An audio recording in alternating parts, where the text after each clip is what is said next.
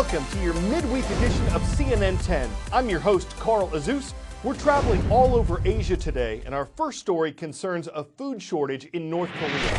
The country's population is just over 25 million people, and about 40% of them, we're talking about 10 million people, could be going hungry in the months ahead if they're not already. The United Nations says North Korea has just had its worst harvest in 10 years. There are a number of reasons why. The UN blames drought, flooding, and heat waves, a combination of the three, and the government of the United States blames North Korea's leadership as well, saying that if the communist country stopped spending so much on its nuclear and missile programs, its people wouldn't be as starved and neglected as they are. Is the current food shortage the beginning of a famine? The UN isn't calling it at this point. North Korea did suffer a widespread famine in the mid-1990s, and it was a time when anywhere from several 100,000 to several million people died. This year, experts say there are a number of troubling signs concerning food in North Korea, but there are aid agencies and countries willing to help. North Korean farmers prepare the land for rice planting, a staple food in the country. This footage was filmed last month by the United Nations World Food Programme, one of the few aid groups allowed to operate in North Korea. It is warning that recent climate conditions mean 40% of the population are now in need of urgent food assistance. What is clear is that the succession of bad drought, heat wave and floods this year is badly impacting the crop production. The report from WFP and the UN's Food and Agriculture Organization says those most at risk are young children and pregnant women. They warn of families being forced to cut meals or eat less. It's a warning that's being heard at the highest levels. President Trump spoke by phone to South Korean President Moon Jae-in last week and supported the South's desire to send humanitarian aid. It would have the effect of cracking open the door from the current stalemate in talks. President Trump expressed a total support in that regard. This, despite North Korea's suspected short-range ballistic missile tests earlier this month, a violation of UN resolutions.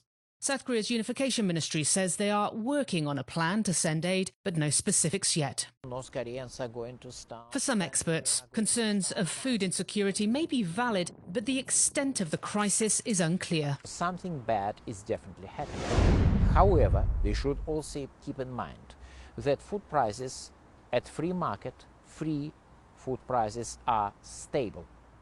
And it sort of does not agree with the idea of famine just about to erupt.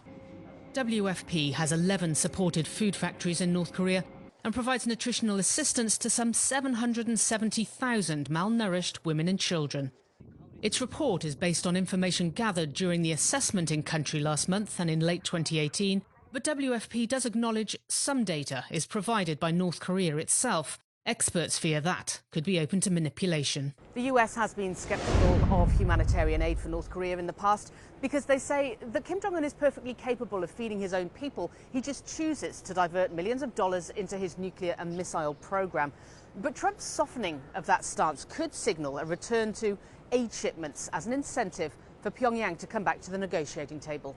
Paula Hancock's CNN Seoul. 10-second trivia. What is the only nation in the world that borders both Bangladesh and Pakistan? Afghanistan, China, India, or Nepal? Northwestern India borders Pakistan and northeastern India borders Bangladesh.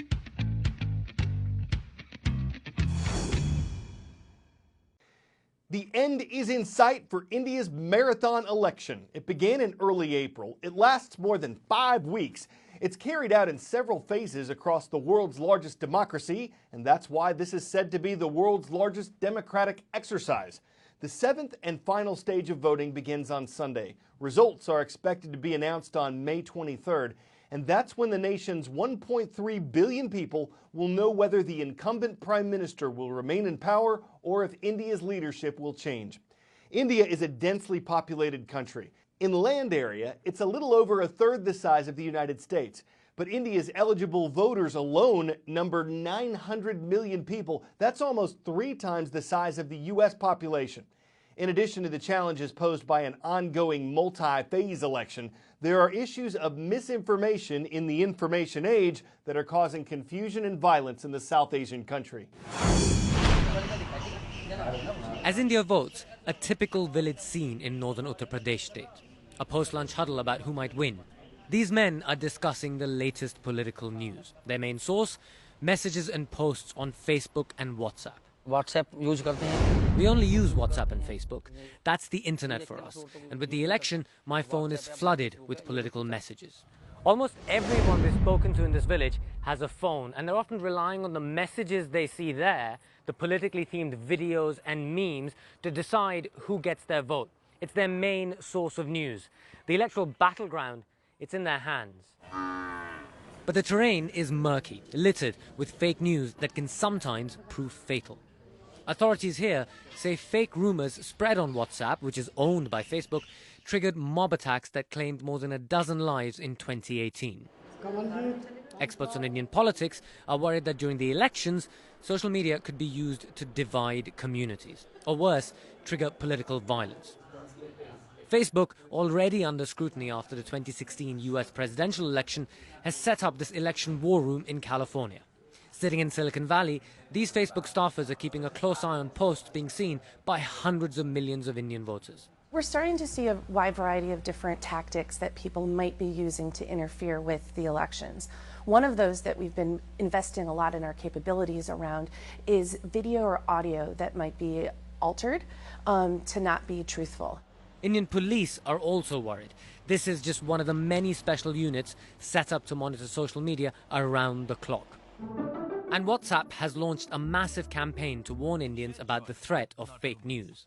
With more than 200 million users, this is the app's single biggest market. Back in Uttar Pradesh, the problem is clear. Voters say it's often hard to figure out which political message on social media is real and which is fake. We can't trust every message. We get a lot of fake messages. We just don't know what's true. Social media has become more than just a tool for mobilizing support. It's become a weapon for peddlers of misinformation. And voters like these often don't know what to believe. Nikhil Kumar, CNN, Uttar Pradesh, India.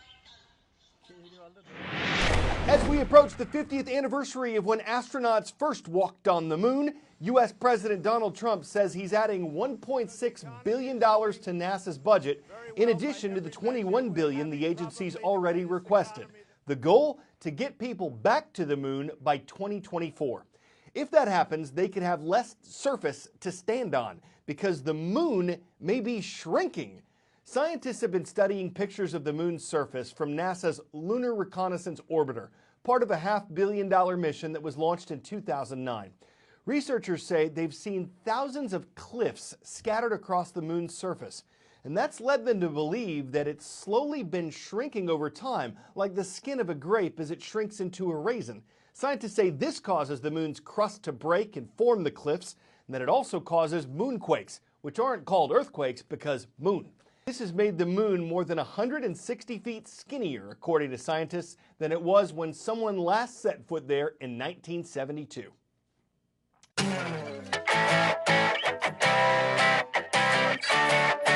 Some people think Starbucks is expensive. It ain't got nothing on this cup of coffee that's being sold at a coffee house in San Francisco, California.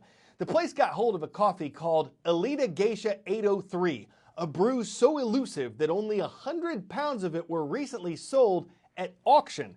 A single cup costs $75, a pound costs $800. It is the most expensive coffee in the world, and it's said to taste smooth and like fruit. Of course, you could just eat fruit and avoid paying the coffee. Even some of the most fervent caffeines would lack the caffuns or feel like they'd been roasted when dripping a Robusta sum of $1 all because the beans were too Americano to be spilled. Some may be pressed to macchiato more money and filter the funds to the coffee shop. Others would cappuccino no way for that to mocha sense. Woo! I'm Carl Azuz for CNN 10.